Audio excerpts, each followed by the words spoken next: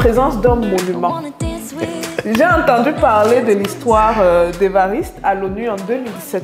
Okay. C'est une Américaine lors d'un panel où elle parlait justement des solutions apportées par les jeunes Africains. Et quand elle parlait, elle a dit Africain. Donc moi, dans ma tête, c'était quelqu'un du Kenya. Ouais. Jusqu'à récemment, on me dit que non, c'est pas quelqu'un du Kenya. Récemment, là, c'est récemment. Hein. Donc pendant 7 ans, j'ai cru que non, l'innovation était effectuée par, en fait, un Kenyan. Alors que c'était effectué par un Ivoirien. C'est juste un Ivoirien. Juste un Ivoirien. Ouais, un Ivoirien. Lui, là, il se sous-estime.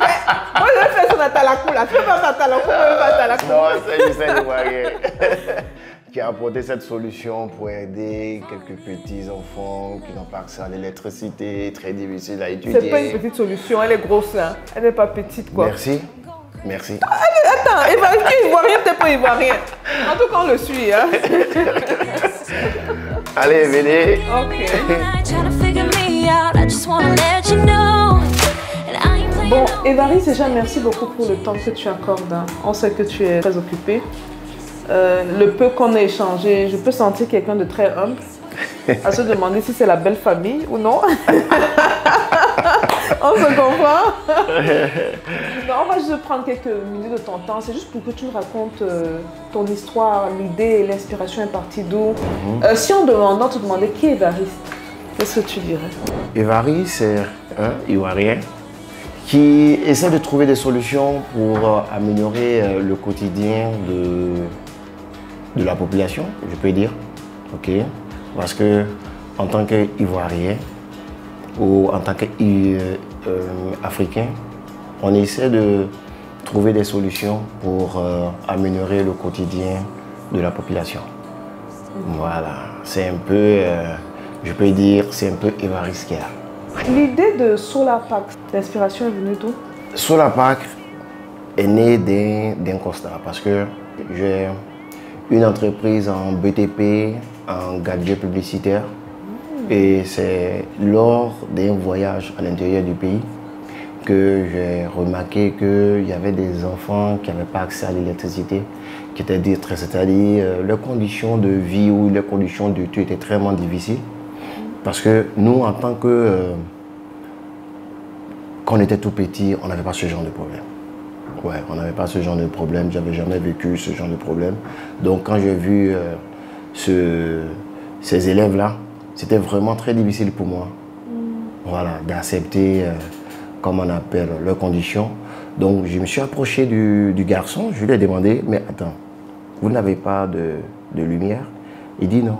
J'ai dit, mais attends, mais comment tu fais pour étudier? Il dit, on avait une seule lampe tempête. Je dis, waouh. Et quand tu veux étudier, il dit souvent quand il vient étudier, papa ou maman venait récupérer cette lampe-là. Oh, wow. Ouais, ça m'a beaucoup touché, en toute sincérité. Ça m'a beaucoup touché. Donc, je me suis dit non, il fallait trouver une solution. Parce que ce petit garçon avait cette volonté de réussir. Ouais, vraiment cette volonté de réussir. Donc, il ne fallait pas gâcher ce potentiel-là. Parce que chacun de nous, nous avons, je peux dire, nous avons notre partition à jouer. Voilà. Donc, je me suis dit non, il fallait trouver une solution pour ce garçon. Et rentrer à Abidjan avec des amis. Nous avons pensé et nous avons conçu Solarpack. Bon, donc, du coup, Solarpack, c'est quoi exactement? D'accord. Solarpack est un sac doté d'un panneau solaire qui se recharge à la lumière du jour, simplement. Mais attends, Évariste, l'idée va où? Comment tu prends le sac, tu mets le panneau solaire? Ça vient d'où ça? Oui, tu sais, parce que je peux dire, le quotidien du Perti m'a fait réfléchir. Si ils avaient uniquement qu'une seule lampe tempête, c'est qu'ils n'ont pas assez de moyens. Donc, quelle solution fallait trouver où le père ou la mère ou bien quelqu'un d'autre pouvait l'acheter une seule fois et qui pourrait être utile à l'enfant sur une longue période. Vous voyez un peu. Donc, quand je suis venu, j'ai expliqué cela à des amis et On a essayé de réfléchir et on a dit on a le soleil ici en Afrique. Beaucoup. Permanence. Ouais. Donc pourquoi ne pas utiliser ce facteur-là? Donc on a utilisé. Donc on a conçu, on a mis les panneaux solaires tranquilles. Et puis allez, on a essayé de faire sortir quelque chose. Mais à vrai dire, ce n'était pas facile du tout au début. Tout ce que vous voyez sur le sac, sur la PAC, ça a été fait ici par des Ivoiriens. Oui, non. On a tout refait, on a réfléchi, on a conçu, on savait quel panneau solaire, quelle est la capacité, la batterie, tout ça. Ok? Donc, quand on a mis tout ça ensemble, on a pris ce dessin, ces prototypes avec, comme on appelle, les caractéristiques. Et puis, je suis allé en Chine. Et quand je suis arrivé en Chine, avec les usines, on a essayé de travailler pour faire sortir au moins un échantillon. Mais, on avait sorti un échantillon pour aider une petite population, là où le petit vivait. On a fait 500 échantillons, on a fait venir. Et quand on a eu à distribuer, l'impact que ça a eu, c'était incroyable. Et on a commencé à avoir des appels de partout, des commandes de partout. Donc, je peux dire que le succès nous a surpris, quoi. Donc, pour résumer un peu le tout, c'est un sac à dos que les enfants peuvent mettre avec un panneau solaire. C'est ça. Quand ils partent à l'école ou ils reviennent, ça charge. C'est ça. Donc, quand ils reviennent à la maison, c'est quoi? C'est une lampe qui sort ou bien c'est le sac qui se transforme en lampe carrément? Ok. Ce qu'on a fait, c'est qu'on a conçu un sac, on a combiné le panneau solaire. Et nous avons intégré une lampe détachable. Oui, détachable. Donc, tout à l'heure, je vais vous montrer comment ça fonctionne. Donc, une lampe détachable. Donc, quand l'enfant part à l'école, ça se recharge. Parce que nous savons, vous savez qu'ici, les enfants parcourent au moins 1 ou 2 kilomètres, ou bien quelques, voilà, donc pour aller à l'école. Ok, donc tout son trajet, ça se recharge. Et même quand il arrive en classe, lorsqu'il dépose dans la classe, parce que les classes sont vraiment aérées, et ça se recharge. Le soir, en rentrant, il branche la lampe USB. Et ça lui permet d'étudier. Il a au moins 2 heures de temps pour étudier. Au début, les tout premiers échantillons mettaient 5 heures à 6 heures de temps. Mais ce système-là, les parents récupéraient les sacs dans la main des enfants pour recharger les téléphones. Ça c'est intéressant. Ça. Et là, on a supprimé parce que c'était vraiment pour un but bien précis. Ça nous a donné plus d'idées. Donc, on a conçu maintenant 2 sacs. Pour les enfants et puis pour les adultes. Les parents. Donc, les enfants sont maintenant autonomes. Ils peuvent étudier. Est-ce qu'on peut regarder le sac? Je cru voir le sac rentrer. D'accord. Il est venu de lui. Donc, voici un sac solaire sur la pâte. Vous voyez, c'est le panneau solaire qui est là. Ok. Donc, ça se recharge à la lumière du jour ou la lumière ou le soleil. Ok. Et puis à l'intérieur, vous voyez ici cette partie-là, USB. Voici une lampe. Ok. Et le soir, pour étudier, l'enfant, il suffit de brancher. Simplement. That is smart. C'est très intéressant. Et puis, allez, comme ça. Et il étudie. Et il a 2 heures de temps. C'est très intelligent. C'est simple. Pas trop compliqué. On ne voulait pas un système trop compliqué pour les enfants. Ça veut dire que très simple. Très simple. Très simple. Et qui résout beaucoup de problèmes en plus. Oui. Vous savez, on a eu pas mal de témoignages. Dans plusieurs pays. Et ici en Côte d'Ivoire, il y avait des localités dans un pays où le ministre de l'enseignement primaire, l'année qui suivait, nous a accompagnés pour la distribution parce que dans cette localité, les enfants avaient du mal à étudier et une bonne partie des parents voulaient retirer ces enfants-là de l'école. Et le sac est arrivé à point nommé, je peux le dire. Et là, le taux de réussite cette année-là a vraiment étonné le ministre de l'enseignement primaire. Félicitations. Donc l'année suivante, il a tenu à être présent. Et on a des photos. Wow, et c'était sur le site qu'on a appris ça. Et ce jour-là, le ministre a mis quelques voitures de son département à notre disposition pour la distribution. Waouh, félicitations, félicitations. Ouais. C'était vraiment génial, quoi. Ouais. Et là, ce sont des témoignages que nous apprenons tous les jours, tous les jours, tous les jours, tous les jours, tous les jours. Mais c'est drôle comment une idée peut changer la vie des gens. Hein. Oui. Et peut-être demain, un de ces enfants sera président. Si. Donc, ça, moi, j'y crois. Ça, moi, j'y crois. Oui. Ça, moi, j'y crois. Ça, moi, j'y crois. J'y crois. J'y crois fermement. Maintenant, je vais te poser des questions un peu, je ne dirais pas controversées là, mais c'est un peu pour... pourquoi tu as vu ce problème et tu as décidé de faire quelque chose? La plupart d'entre nous, on voit des problèmes. Hein. On va avoir des problèmes à gauche, à droite. Bon, tu peux faire une petite prière, que Dieu s'occupe des enfants. Et pourquoi tu n'as pas laissé ça entre les mains de quelqu'un d'autre? Pourquoi tu t'es saisi de ça et tu as dit, bon, je vais essayer d'être la solution à un problème plus sérieux que ça n'a l'air. D'accord. Moi, je pense que si Dieu a permis, je mets Dieu parce que je suis croyant, il faut que je le dise. Si Dieu a permis que je sois présent et que je demande à cet enfant ces difficultés, c'est que Dieu, c'est à moi que Dieu a donné la solution pour pouvoir résoudre ce problème. Et vous voyez le résultat. C'est ça. Ouais. Je pouvais me retourner, comme par exemple plusieurs personnes le font, mais moi non. Je me suis dit qu'il fallait aider ce petit, quoi. Parce que le petit avait cette volonté de réussir, mais qui n'avait pas les moyens. Il avait la volonté. Et je viens ici mentionner que là, maintenant, vos clients sont des... Bon, vous avez des clients d'un peu partout. C'est ça. Mais ce sont des associations qui desservent justement beaucoup de régions autour du monde. Hein, c'est ça. Dans d'autres pays et tout. C'est ça.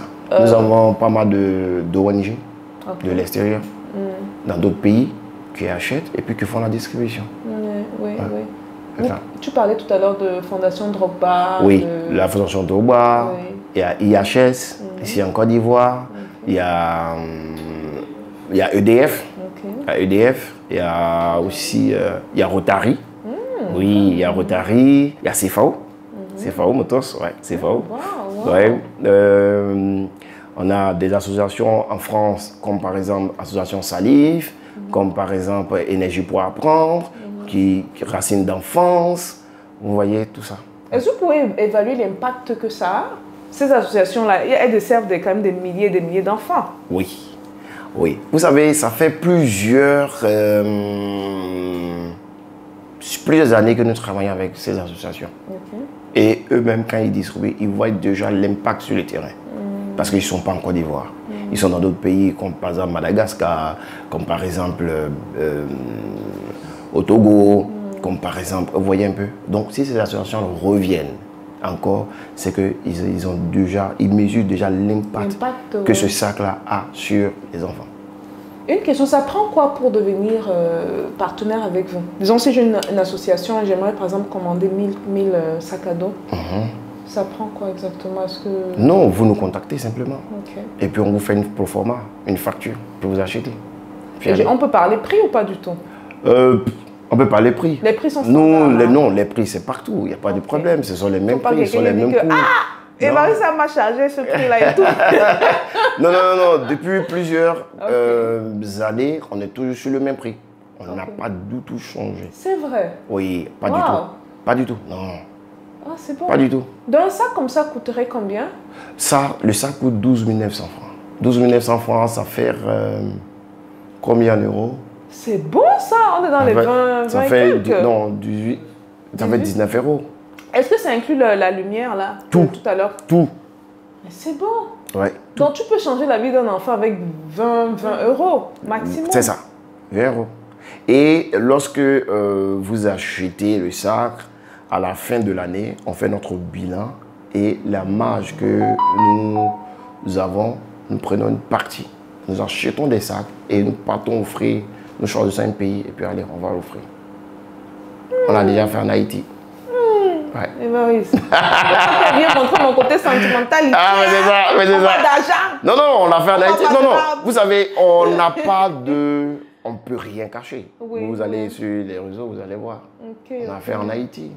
Mais félicitations, hein, franchement. Je suis sûre que tu as reçu beaucoup de félicitations. Oui. Ça fait quand même trop d'années que tu es dans ça. Donc, ça. Mais ça fait du bien. Lorsque de... des personnes reconnaissent un peu ce que nous faisons, ça fait du bien. Ça nous donne encore plus de force de pouvoir chercher. Et puis aussi encore de pouvoir soutenir la population. Donc, je suis intéressée parce que j'ai beaucoup de gens qui sont dans les actions sociales, surtout les Français, là, la diaspora française. C'est ça. Ils sont très nombreux. Mais je vais vous dire quelque chose. Un jour, il y a eu un journal qui est venu nous voir et qui a diffusé notre lien ou notre reportage sur... je peux dire, dans 50 ou 60 pays comme ça. Oui. Et puis en Belgique, il y a un monsieur qui a vu notre reportage et puis il a écrit ça dans un carnet. Soulapak à soutenir. Et ce monsieur n'a pas duré. Je ne sais pas combien de mois il a fait et puis il est décédé. Et ses enfants ont pris le carnet. Et puis ils ont vu Soulapak. Et ils ont cherché à rentrer en contact avec nous. Et l'argent que cette famille-là a reçu lors des obsèques du monsieur, ils nous ont envoyé ça. Pour acheter des sacs. À la mémoire de leur père. Oui. Très bel hommage. Et on a acheté des sacs. On a mis le nom du père dessus. Merci Michel. Et puis on a distribué. Et on leur a envoyé la photo. Pardon, l'émission, je ne veux pas que les gens se mettent à pleurer. non, c'est pas l'émission de pleurs. Ouais. Mais tu as un très grand cœur. Ouais. Ça, je dois avouer que... On l'a fait, on a pris des images, on a envoyé à la famille. Ouais, on a des images. Peut-être qu'après, on va vous partager quelques images. On a eu à faire des distributions. Ouais. Je pense que tu es l'exemple vivant de ce qu'on dit, tu récoltes ce que tu sèmes, quoi. Oui. Si tu fais du bien dehors et tout ça, te revient toujours au visage. C'est ça. Toujours. C'est ça. Ok. Sur un autre ton, parce que là, ça commence à devenir émotif. Changeons de page. On tourne un peu plutôt dans le même parallèle. Ouais. Là, tu disais qu'en fait, ça, c'est une activité que tu as, mais c'est pas juste ça que tu fais. Non. Du coup, tu fais quoi exactement? Quoi d'autre? Je suis dans le BTP, dans la construction. Ah, c'est vrai? Oui. Wow. Et puis aussi dans tout ce qui est gadget publicitaire pour les entreprises. Oh, gadget publicitaire? Ouais. Donc là, tu jongles entre plusieurs entreprises carrément? C'est ça. Mais tu fais comment pour gérer tout ça? Pour Soulapak, nous avons une équipe. Parce que Soulapak, c'est plusieurs actionnaires. Nous sommes 5. C'est plusieurs actionnaires. Et puis nous avons une équipe qui gère ça. Moi, je suis pour le moment, c'est moi qui suis à la tête de Soulapak. Souvent, on ne se rend pas compte de l'importance de l'éducation. Oui. Jusqu'à ce que tu te rendes compte que un sac à dos a changé la vie d'un enfant. Oui. Ou d'un village. Ou d'un pays. C'est ça. Si tu as un message à passer à la communauté africaine, parce que tout à l'heure on parlait, je te disais que très souvent les Africains, surtout les francophones, on est très léthargiques. On attend que beaucoup de choses soient faites pour nous. Mais toi, c'était pas le cas. Comme tu as dit, tes croyances, tu t'es dit, bon, si Dieu a permis que je sois là, peut-être c'était un message pour moi, pour que j'impacte. C'est ça. Toi, ce serait quoi ton message aux Africains francophones? Aux Africains qui m'écoutent. Ou aux Ivoiriens. Ou aux Ivoiriens. Bon, ouais, je suis Ivoirien, mais d'abord je suis Africain. Et je pense que la solution ne viendra pas ailleurs. Lorsque nous rencontrons des difficultés, je pense que c'est à nous de pouvoir trouver des solutions. Si nous sommes dans un pays, c'est que Dieu nous a donné la capacité de pouvoir changer notre communauté. Lorsque nous rencontrons des difficultés auxquelles la population fait face. Lâchons-nous. Faisons du bien à notre communauté et n'ayons pas peur d'agir ou bien d'investir. Non, n'ayons pas peur. Nous avons toujours un retour sur investissement. Toujours. Toujours. Dieu ne va pas nous laisser. Toujours. Pensons à la communauté. Si nous avons un peu aujourd'hui, nous n'avons pas, comment on appelle, ça n'a pas été investi ou bien que l'argent quitté ailleurs pour venir, non. Nous avons investi de notre temps, de notre argent pour une communauté que nous ne connaissons pas. Mais nous avons fait. Et aujourd'hui, voici les résultats. Donc, n'ayons pas peur. Pas du tout. Ce genre de vidéos doivent se partager massivement parce qu'on a l'exemple d'un jeune Ivoirien qui a eu à voir certaines difficultés et au lieu de juste avoir de la peine pour ces enfants-là, il a décidé d'être la solution pour ces enfants-là. Et c'est une solution qui impacte des milliers de vies, voire même des millions de vies. Hein, parce que n'oublions pas, derrière chaque enfant qui bénéficie de cette lumière-là, il y aura une famille demain. Une famille de 4, de 5, de 10, de 12, que sais-je. Et merci encore pour tant de leadership et pour l'amour de son peuple. Quant à vous, on se voit à la prochaine vidéo.